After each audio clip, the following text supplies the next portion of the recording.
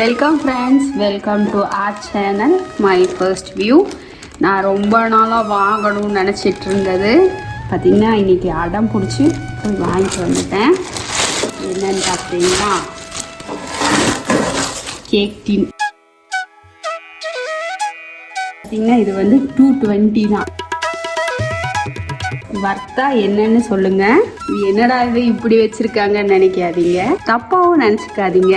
வாங்கி குடிச்சோம், பாத்தீங்கன்னா நல்லா தேங்காவா இருந்துச்சு. அதனால நான் கட் பண்ணி எடுத்துட்டு வந்துட்டேன். வீட்டில் வந்து சட்னி போட்டுக்கலான்னு. கெஞ்சோன்னு நினைக்க வேணாம். எந்த பொருளும் வேஸ்ட் பண்ணக்கூடாது. எல்லா உணவுப் பொருளும் விளையிறதுக்கு எவ்வளோ கஷ்டப்படும், அதனால வேஸ்ட் பண்ணக்கூடாது. அடுத்ததான் ஃபஸ்ட்டு ப்ரெட்டே பண்ண தெரியாதாம்மா, இதில் சாண்ட்விச் ப்ரெட் மோல்டாமாங்கிற மாதிரி பெரிய டீனாக வாங்கிட்டு வந்துட்டேன். இது பார்த்திங்கன்னா டார்ட் மோல்டு. இது கப் கேக் சிலிகான். இது வந்து ஒரு 20 ருபீஸ் வருதுங்க. இதுவும் வாங்கியிருக்கேன். அப்புறம் வெனிலா எக்ஸ்ட்ராக்ட். இது பாருங்க, கிராப்.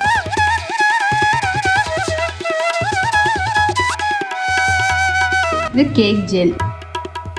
பரவாயில்ல, எப்போவுமே 1 கிலோவாக தான் கிடைக்கும். இன்னைக்கு பார்த்தீங்கன்னா எனக்கு இந்த 100 கிராம் சின்ன பாக்ஸில் கிடச்சிருக்கு. இந்த மோல்டு பார்த்தீங்கன்னா 260. வர்த்தா என்னன்னு எனக்கு தெரியல. இதுதான் நான் ஃபஸ்ட் டைம் பர்ச்சேஸ் பண்ணியிருக்கேன். இதுக்கு லிட்டோடு வருது. இது வந்து இது போல் அப்படியே ட்ரா மாடலில் எல்லாம் திட்டு வாங்கி வச்சுருக்கேன். தூக்கி மூளையில் போட்டால் அதுக்கப்புறம் இருக்குது தீபாவளியும் பொங்கலும். இது பார்த்திங்கன்னா கப் கேக் மோல்டு. இது 160. அடுத்ததாக பாஷ்மெண்ட் பெப்பர். இது பார்த்திங்கன்னா ஈகோ பேக்ஸ். இதுதான் நல்லா இருக்குன்னு ஆன்லைனில் எல்லோரும் சொல்லியிருந்தாங்க, அதனால் இதை வாங்கியிருக்கேன். அடுத்ததான் மைஸ் பார்த்திங்கன்னா கட் பண்ணுறதுக்கு. இது பார்த்திங்கன்னா எவ்வளோ வந்திருக்குன்னா 120. அதாவது எம்ஆர்பி 200, நமக்கு ஹோல்சேல் ப்ரைஸில் வந்து 120. இதெல்லாம் வர்த்தா இல்லையா நீங்கள் தான் சொல்லணும். ஏன்னா இதெல்லாம் நான் ஃபஸ்ட் டைமாக பர்ச்சேஸ் பண்ணியிருக்கேன். இனிமேல் ட்ரை பண்ணவும் போகிறேன். அடுத்ததான் சில்லி சாஸ், சோயா சாஸ். இதெல்லாம் பார்த்திங்கன்னா 60 ருபீஸ் தான் வருது. இது பேக்கர்ஸோடது. ஓய்ஸ்டர் சாஸ் மட்டும் மிஸ் ஆகிடுச்சிங்க. அது 280 போட்டிருந்தது. பில் பண்ணுறதுக்கு மனம் இல்லை, அதனால அதை விட்டுட்டேன். இது வந்து சீஸ் சீசனிங். ஆனால் எல்லாமே எம்ஆர்பிலேருந்து கம்மியாக தான் கொடுத்தாங்க. இது வந்து பீஸா சாஸ். அடுத்ததான் மிக்ஸ்டு ஹர்ப்ஸ். என்கிட்ட தைம் செடி இருக்குது, ரோஸ்மெரி செடி இருக்குது, பேசில் எல்லாமே இருக்குது. ஆனால் இருந்தாலும் கொழுப்பு எனக்கு, அதனால அதை வாங்கியிருக்கேன். அடுத்ததான் பேக்கிங் பவுடர். இது என்னன்னு பார்த்தீங்கன்னா இது ஹைட்ரோ. இது எதுக்கு யூஸ் பண்ணுவாங்கன்னா, பொதுவாக ஸ்வீட் ஷாப்பில் ஸ்வீட் பண்ணுறதுக்காக இது யூஸ் பண்ணுவாங்க. இதை நான் ரொம்ப நாளாக தேடிட்டு இருந்தேன். அது பில் பண்ணுறதுக்கு கடைசி நிமிஷத்தில் இது என் கடையில் பட்டுச்சு. இது வாங்கியிருக்கேன். இது பார்த்தீங்கன்னா 20 ருபீஸ் தான் போட்டிருக்காங்க. நம்ம பண்ணுற ஸ்வீட்டுக்கு அவ்வளோ பெரிய டப்பா வேஸ்ட்டு தான், இருந்தாலும் வாங்கியிருக்கோம். அடுத்ததாக கார்ன்ஃப்ளவர் பார்த்திங்கன்னா இது 1 kg. பொதுவாக நம்ம சில்லி இது மாதிரிலாம் போடுறதுக்கு கார்ன்ஃப்ளவர் மெயினாக வேணும். அதனால் நம்ம சின்ன சின்ன பேக்காக வாங்குறதுக்கு இது போல் 1 kg பேக்காக வாங்கிட்டோன்னா நமக்கு காஸ்ட் ஃப்ரீயாகவும் இருக்கும், கொஞ்சம் நல்லாயிருக்கும். நம்ம பார்த்திங்கன்னா வருஷ சாமான் தான் வாங்குவோம். பொதுவாக எல்லாமே இருக்குது, கொஞ்சம் 2-3 ஐட்டம் மட்டும் பத்தலை. சாம்பார் பொடி அரைக்கிறதுக்கு கொஞ்சம் மல்லி பத்தலை, அதனால் மல்லி வாங்கியிருக்கேன். ஜீரகம் 1/2 கிலோ வாங்கியிருக்கேன். எனக்கு பொதுவாக கடுகு கூட எல்லாத்துலேயும் ஜீரகம் சேர்ப்பேன். அது ஏன் எனக்கு தெரியாது, எனக்கு அப்படியே பழகி போயிடுச்சு. ஜீரகம் உடம்புக்கு ரொம்ப நல்லது, அதனால் ஜீரகம் அதிகமாக சேர்ப்பேன். எனக்கு மாதத்துக்கே 1/2 கிலோக்கு மேலே தான் யூஸ் ஆகும் ஜீரகம். அடுத்ததாக கடுகு, பைத்தம்பருப்பு, துவரம்பருப்பு, பைத்தம்பருப்பு, அதுதான் பொட்டுக்கடலை.